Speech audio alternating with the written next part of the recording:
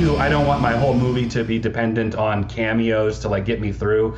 And I don't feel like this one was. I feel like it was appropriate and it wasn't too hashed out.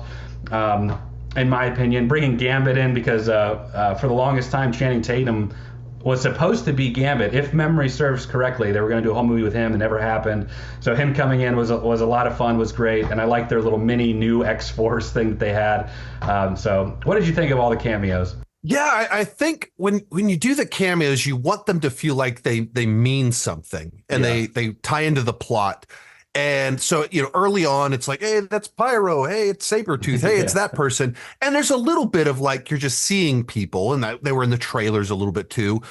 And for those characters that aren't that interesting to do a cameo with, sprinkling them like that, it kind of fills it out a little bit. Yeah. But then when you get to the part where they really start to reveal the fun ones, and they start explaining what's kind of going on of my universe was being destroyed. I don't even remember what my universe looked like. I feel like I've always been here. Just tying into this concept of movie development as this weird meta commentary that you can only do in a Deadpool movie. That like this movie kind of delivered the cameos that Multiverse of Madness people thought they were going to get with that movie. Right. But you couldn't do this with Multiverse of Madness because it has to be a joke.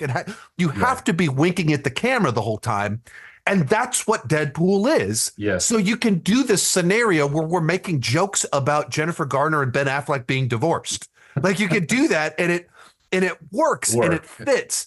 And you can have these little jokes referencing that Ryan Reynolds was in Blade Trinity. Yeah. And it works. It once again feels like you're in on an in joke where Blade goes, I don't like you. And Deadpool goes, you've never liked me. And there's so much like Hannibal King and Blade did not get along. All the speculation of rumors of Wesley Snipes and Ryan Reynolds not getting like there's all this stuff that goes into that line where you go, that's really funny. Or there's only ever been one Blade and there only ever will be. That's so funny. I like the inside joke thing that you pointed out. I know you said like your wife wasn't crazy about all the gratuitous violence, all the language, and Jen doesn't really care so much about the Fox jokes. She's like, why is that? So there's because we're just fanboys. I love those kind of inside jokes, but it's hard to balance that. Like they've got to be funny for kind of casual audience members that just want to go see the silly movie, and then for the diehards. So my mom gets out of the movie. First off, before she goes and sees it, she goes, hey, should I invite my friends from Bible study to Deadpool and Wolverine? I was like, Mom, no. Why did they keep calling Captain America Johnny? Speaking of that, was my favorite subversion of expectation ever, because I am in the Cap versus Iron Man war. I'm totally Team Cap. And when they brought him in, and I kind of thought that they might. I didn't know it would have been Johnny, but I thought they would bring Chris Evans in because he was in Free Guy with Ryan Reynolds. So I know that they had some sort of connection in that regard. So seeing him there, and then the whole flame on thing. Again, I saw it kind of recently, so I was just like, yes, this is so again meta humor, because you're expecting Captain America. Only the diehards remember, him being Johnny Storm. So as soon as he was up against Pyro, that's where I was like, oh. It's going to be, and they had it just the right way so you could see the blue suit. They were teasing the Captain America colors with just the amount that they revealed. Then it was like Pyro starts doing his thing. I was like, oh, he's gonna. Okay, I know it. I see where this is going. But yeah, man, it's just fun. Even if when you in retrospect it feels like a pretty obvious subversion of expectations, it doesn't change the fact that either way it could have gone, it would have been awesome. Awesome, yeah. If you went Avengers Assemble, if you went Flame On, both are fun, both are entertaining. Right. And they went with the one that like it honors this legacy.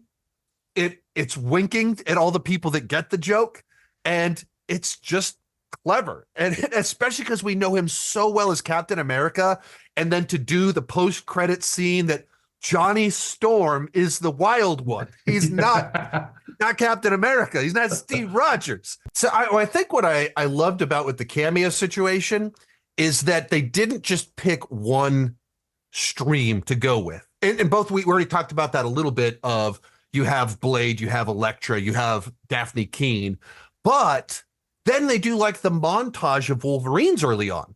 Yeah. So you go into it expecting some Fox X-Men people to show up or Fox Marvel people, but then they also do this bit where they're doing like classic comic book covers.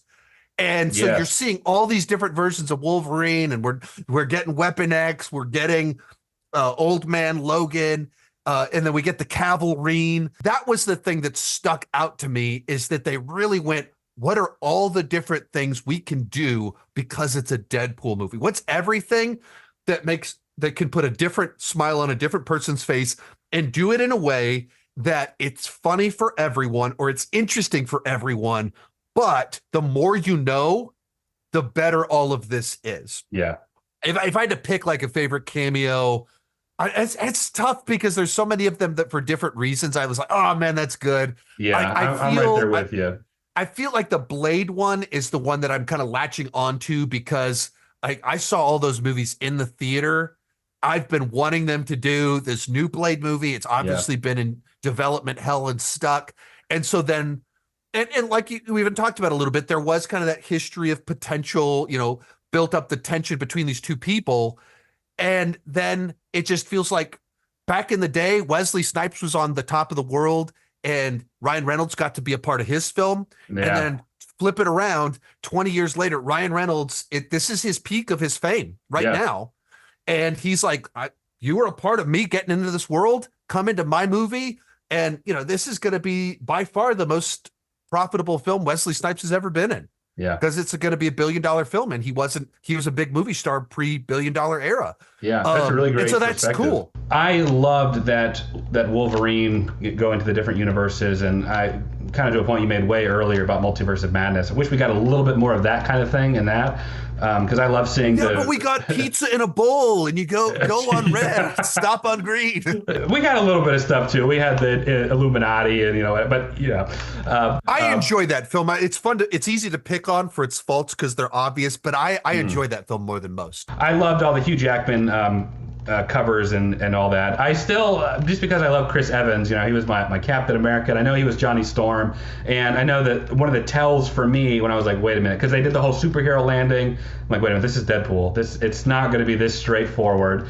But when he started to swear just in regular conversation, I was like, wait a minute, Steve Rogers doesn't do that, unless there's like a significant moment or whatever. So I was wondering then, but then the whole say the line, flame on, I love that. That was one of the big things. And continuing on with that cameo, the post-credit scene was so funny where he actually says, Deadpool quotes him from that moment, and I thought that was great. Most of these clips are pulled from my Patreon live streams. I do about 6 live streams every single month. For $2 per month, $20 per year, you can get access to all the exclusive videos and live streams. For $5 per month, you get your name on my end card. At the top tier, you get a 30-minute video chat with me each month. The link down below in the description has more information.